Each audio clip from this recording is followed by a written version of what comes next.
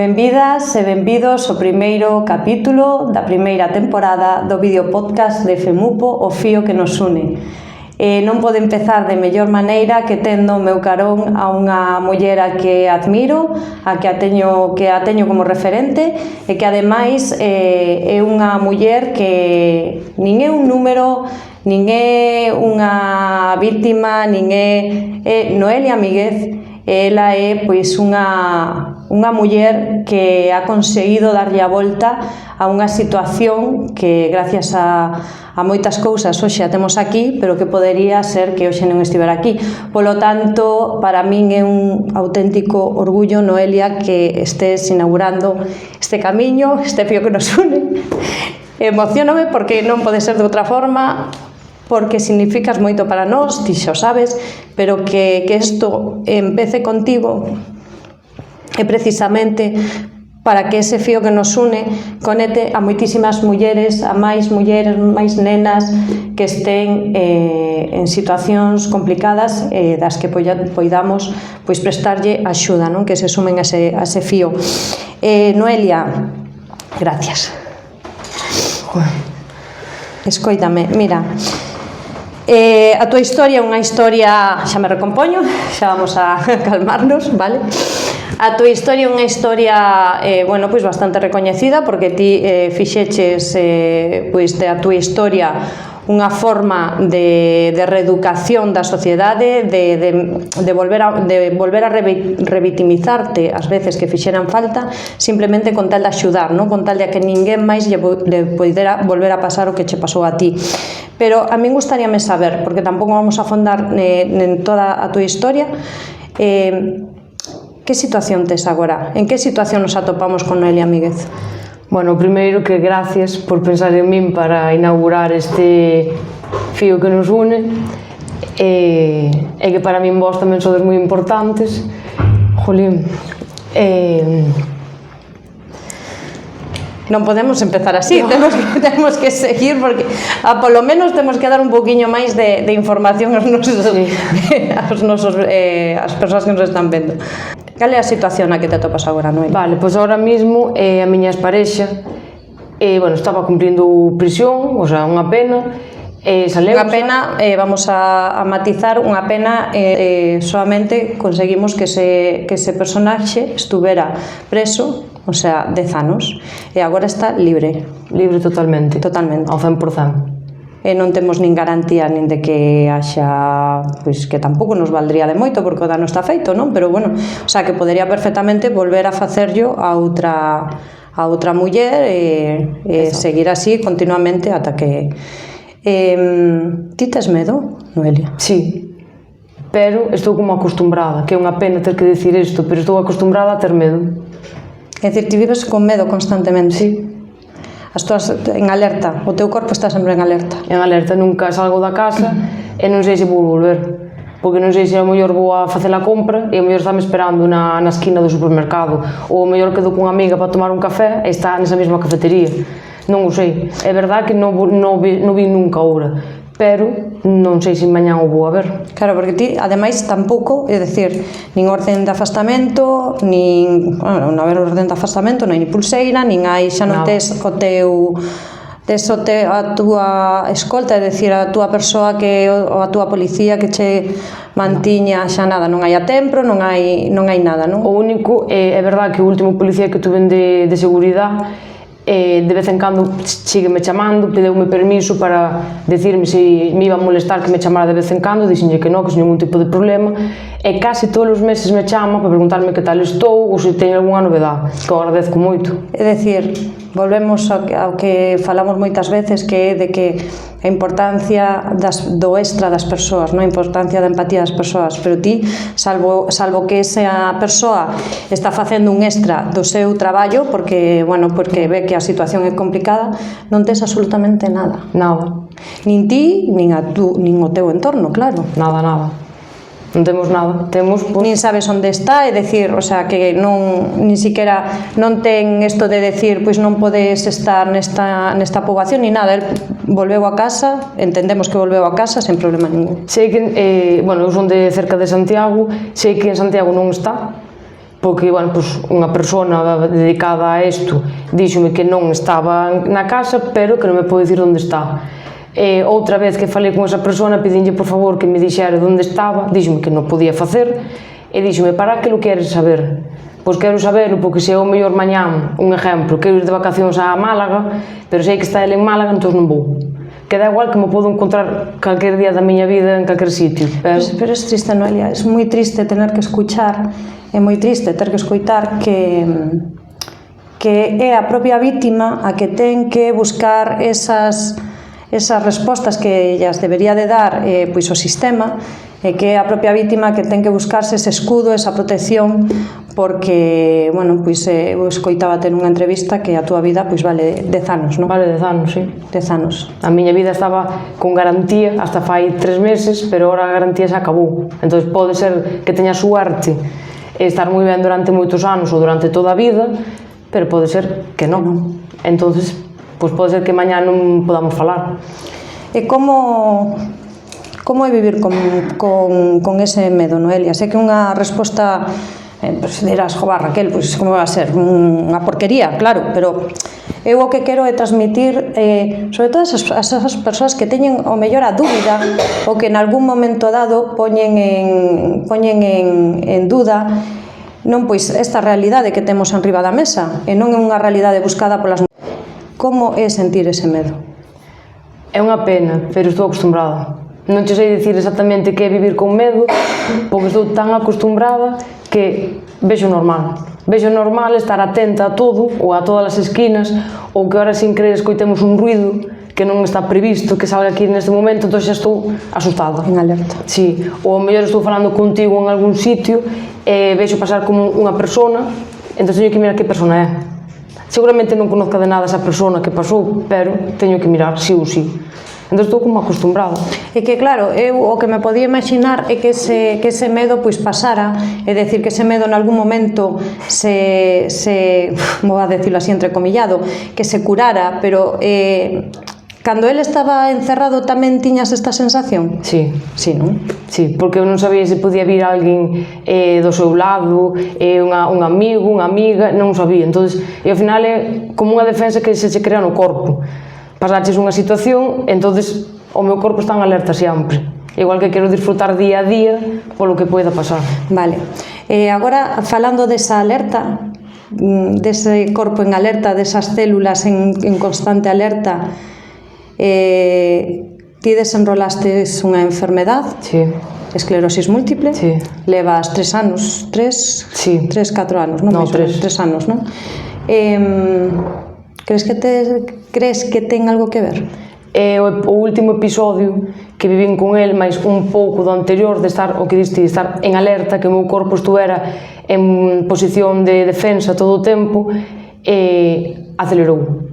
O sea, eu a enfermedade iba a tela igual, pero ao mellor, se non me chega a pasar todo isto, ao mellor a enfermedade apareceme con 50 anos, ou con 60, e apareceme con 30. Entón, pois, isto acelerou. Este é un debate que nos gustaría tratar, que é como as vítimas de violencia de xénero pois van desenrolando unha serie de enfermidades a raíz que, bueno, moitas veces as enfermidades tamén son vos impiden pois desenrolar unha vida normal, e eso tamén debería de ser pois bueno, pois así como pois incapacitantes, non? Pois porque, bueno, pois porque a veces non se pode.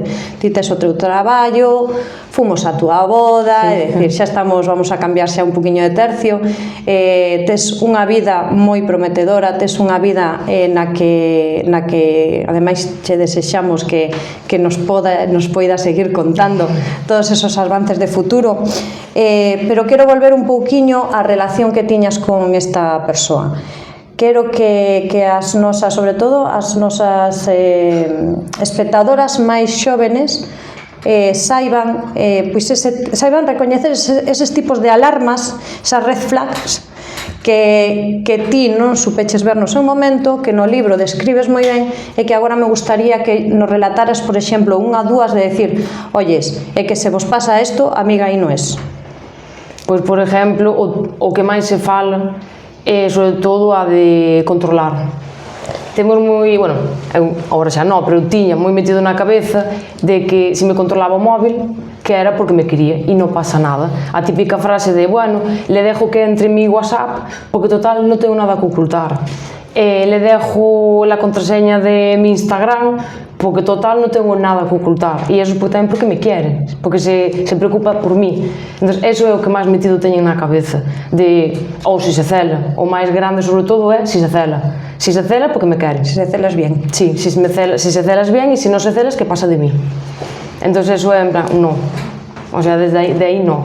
Ti vas a institutos, sí. Vas a contar a tua historia, fas unha labor educativa enorme, ou a vin en directo, e dende aquí fago un chamamento a todos os profesores, directores, xefe de estudios, que de verdad que a actuación que a sensación que despois levan eses rapaces e rapazas para casa é impresionante de como son capaces de entender unha vez que hai unha persoa diante deles, pois co seu linguaxe.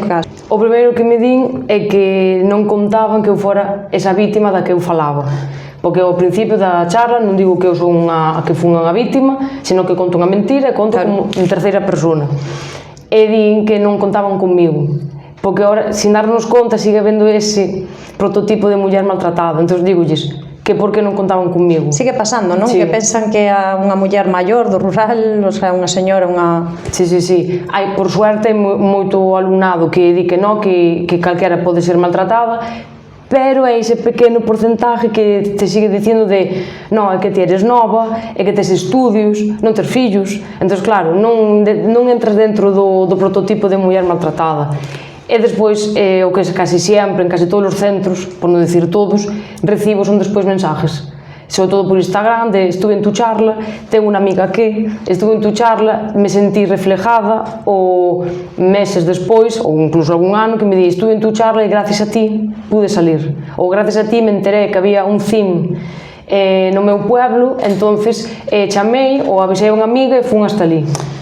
Ti crees, Noelia, que isto xa para ir rematando, ti crees, Noelia, que estamos nun aumento, é dicir, porque pode ser que haxa máis medios para contar este tipo de historias, non? Que agora tes outro tipo de medios, é dicir, por Instagram e demais, e antes non tiñas esa rede, non? A quen falarlle, pero crees que realmente estamos nun aumento? Ti notas cando vas aos sitios, aos institutos, a xente que te fala, os rapaces que te falan, que hai un aumento de violencia contra as mulleres, sobre todo na adolescencia? Sí. O sea, a todos os centros que vou, a todos, sin eliminar ningún, en todos recibo algún mensaje de algunha persona que está vivindo algo. O sea, o mismo camín, que a veces dime, vivín algo parecido ao teu, pero menos grave. Non, sempre digo, todas as historias son graves. Eu vivina dunha forma, ti vivíchela de outra, e a outra persona viveuna de outra forma, pero todas son graves. Pero en todos os centros hai algunha persona que é vítima, foi vítima, ou conoce a alguén que foi vítima. Entonces, en todos. Vale, quero che preguntar unha pregunta un pouco insidiosa. Cando hai unha asesinada por violencia de xénero, eu si creo que moitas veces podía ser unha morte completamente evitable, o creo, he dito moitísimas veces, o sea, é dicir, fallamos nós como sociedade, as administracións, é dicir, non, ao final hai algo aí que non fai engranaxe. Ti que se che revolve, que sintes? Penso que podía haber sido eu. E penso de todo o mal que tuvo que pasar esa persona, esa chica, antes de chegar aí. Porque, sí, na televisión salen os asesinatos, pero que antes dun asesinato hai moita historia. Entonces, o asesinato é o último escalón, pero antes de chegar a cima do maltrato, hubo que subir todos os escalóns. Entonces, penso todo o que tuvo que vivir esa chica. Contamos cifras, pero non contamos historias.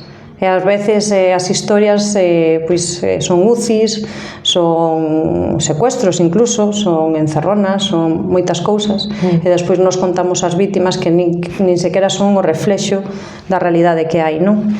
Noelia, non sei se queres deixar algún mensaxe, se nos queres decir algo máis. Que se pode salir desto, que se pida axuda, pero sobre todo que se ofrezca axuda. E que se temos algunha amiga, irmán, prima, veciña que podemos pensar que está vivindo algo parecido, que nos poñamos ao seu lado e que non digamos o típico que sale nas televisións de Pepe foi un veciño buenísimo, ou Pepe, bueno, un cuñado tremendamente bo, ou era moi bo, non sei por que pasou isto, non, porque aí sin darnos conta estamos botándolle a culpa a ela. Entonces, que seamos boas persoas e que axudemos e non critiquemos, que sempre digo que temos a lengua moi fácil de botar para fora, pero hai que poñerse nun lugar.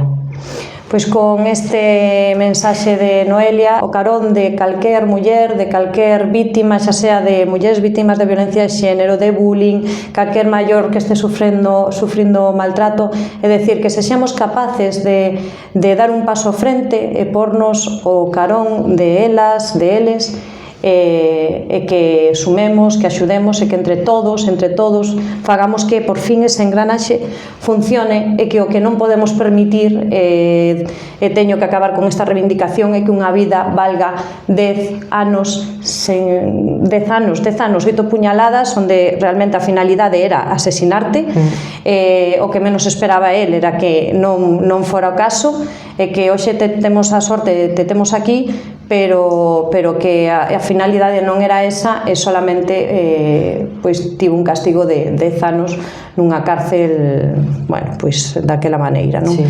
Entón, moitísimas gracias, Noelia, de verdade. Sí que me gustaría dicir unha cousa que sempre o digo nos institutos, sobre todo, porque é xente nova, que está así un pouco revolucionada, que non vou falar nunca mal dos chicos, porque os chicos son maravillosos, pasa que a veces no medio encontramos uvas pochas. É maravilloso, non podo falar mal de ningún, quitando esta persona, non podo falar mal de ningún chico, porque os chicos que hai na miña vida son todos maravillosos, entonces... Non, e ademais, a raíz desto, é interesante tamén que o compartas, e aquí non se trata de excluir a ninguén, sino de sumar, e necesitamos a toda a sociedade, é dicir, homes, mulleres, rapaces, rapazas, toda a sociedade, porque senón é completamente imposible loitar contra este mal endémico que temos na sociedade e que creemos que moitos dos asesinatos poden ser completamente evitables e todos pomos o noso grande área e non miramos para outro lado.